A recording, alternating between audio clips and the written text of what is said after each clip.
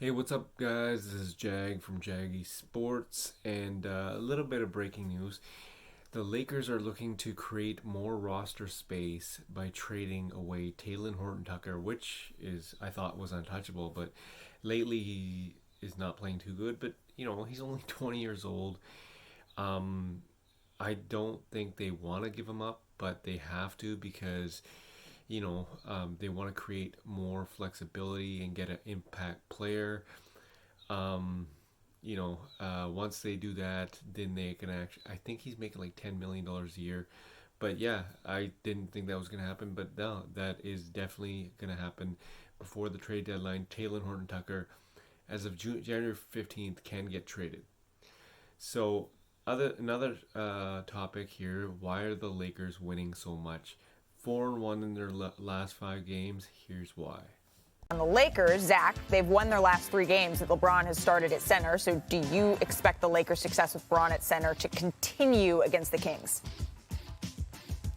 I do. I mean, LeBron did anything. LeBron at point guard, forward, center, coach. You're going to be successful if LeBron is on the floor. The question to me is what happens when AD comes back, because I don't really think you can defend well enough with these lineups to win playoff series with them playing heavy minutes. I just think they're too small. They're going to get killed on the boards. But in the regular season with AD out, yeah, you can get by. LeBron is that good. And then how do they integrate it when he's back for you, Richard? Look, LeBron can move around position. It doesn't matter the position. It's more just about having him and AD on the court. But I think everyone's going to say the exact same thing. If Bron needs to move to two guard or point guard to make Anthony Davis more comfortable, Bron will do it. That the conversation is about making Anthony Davis the great player that we know he can be. That is the biggest question mark for the Lakers, because that can get them over a whole lot of humps. Well, I've said it until I'm blue in the face. When they won the title in the bubble, Anthony Davis was playing the 5. So, Matt Barnes, how do you see these two kind of working to make sure they are well integrated and hitting their stride at the right time? Defense and rebounding is going to be a question if they go with this small lineup, but I love the fact LeBron playing 4 or 5. You're putting the ball in his hands at the pinch post, or as we mentioned yesterday, off the block like MJ and Kobe used to do, and he's making decisions whether he wants to bully people, which I've always wanted him to do, or he's making the right pass. The ball in LeBron's hand is going to help you. AD's been floating. I think AD is going to have to come back and really be a dog on the glass to make this lineup really work, but if they can make this lineup work, they're going to be trouble. The Lakers host the Kings tonight. It'll be interesting to watch Russell Westbrook after his performance against the T-Wolves on Sunday. He scored 20 points on 7 of 16 shooting. He had 5 assists, 3 boards, and a steal. Always involved in every facet of the game. We love that about him. He also had 9 turnovers, shot 0 for 5 from 3. One reason why the shorthanded T-Wolves were able to hang around in that game for so long. He was asked about those struggles afterwards. Listen. My game is not predicated on shots or if I turn the ball over. Like, I miss some shots, that's part of the game. I'm allowed to miss shots. I can do that, like any other player, I can do that. I can turn the ball over too. I can do that. That's all a part of the game. But when you watch a basketball game and figure out what impact, making the right plays, boxing out, rebounding, whatever that may be, making the right play, making the right reads, that's all about being a basketball player. JJ Reddick is back now live with us on Sportscenter. And here's the thing. Russell Westbrook, we know how great he is. We also know how defensive he can be when asked certain questions, and especially after a 9-turnover game. Overall, how much responsibility do you put on Westbrook for the Lakers' inconsistent play throughout the season? Look, it's actually a little unfortunate to me that he's become sort of the scapegoat for the Lakers' struggles. In a team sport, everyone bears some responsibility when things go south. But the reality is, this is who the Lakers traded for. This is Russell Westbrook. If you look at his numbers, he's at his career average in three-point percentage this year. He's slightly above his career average in two-point percentage this year. Everyone's talking about the turnovers. He's averaged over 4 turnovers a game since 2014, 2015. I think a bigger issue is just the general roster construction and the fact that LeBron has missed over 30% of their season so far. And because he's playing for the Los Angeles Lakers, which is a little bit different than any other team for which he's played throughout his career, for sure. So you take the tough part with him, but also the fact, he's still the only player in history to average a triple-double in 4 different seasons. I like that you said that. We know what we were getting, right? You take the good. All teams have done this. You take the good with the bad with Russ, and you accept that, and that's who he is. Yeah, and there's a lot of good. They just traded Rajon Rondo, said goodbye to him. Coach Frank Vogel says it gives them flexibility with the roster. That was the reason why Pelinka and company decided to do it.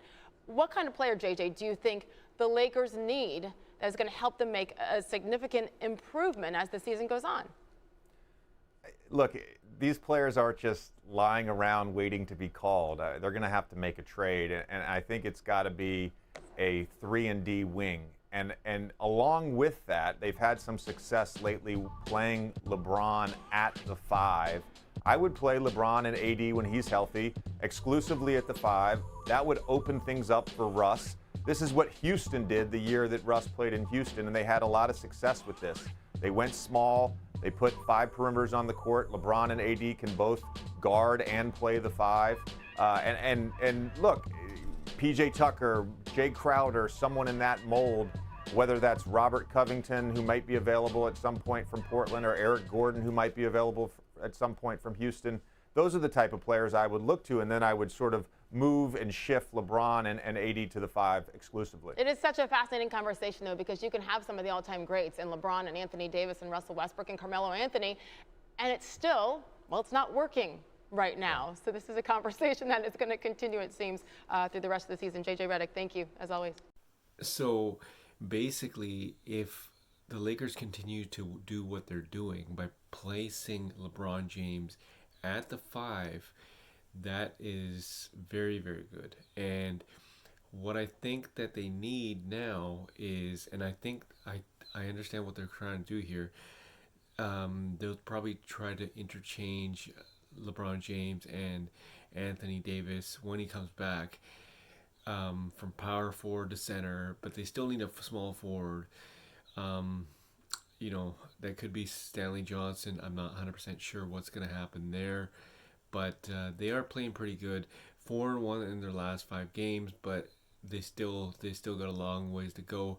They can clinch the 5th spot for the time being if they win against I believe it's Sacramento, but I'm not 100% sure. So a lot of things to be positive about. LeBron James is playing out of his mind right now, and they're playing small ball, which they've never done before, and apparently it's working. So for the time being, until Anthony Davis comes back, you probably want to see that to make other rotations. Another rotation that they desperately need to make is Russell Westbrook coming off the bench, because he had like 9 turnovers in his last game, 7 in the first half, which is unexcusable. But and he went off on the media saying that I'm allowed to make the turnovers and whatnot, yada yada yada.